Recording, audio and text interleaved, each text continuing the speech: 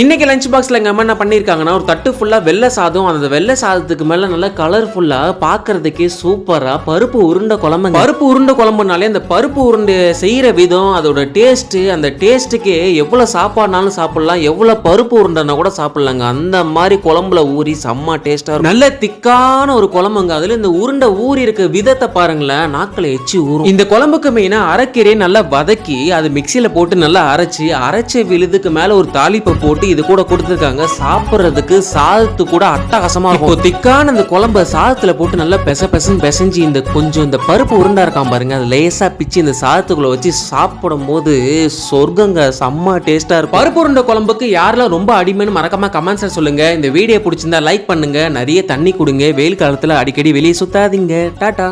இன்னைக்கு லஞ்ச் பாக்ஸ்ல எங்க அம்மா என்ன பண்ணிருக்காங்கன்னா ஒரு தட்டு ஃபுல்லா வெள்ளை சாதம், அந்த வெள்ளை சாதத்துக்கு மேல நல்லா கலர்ஃபுல்லா பாக்குறதுக்கே சூப்பரா பருப்பு உருண்டை குழம்பு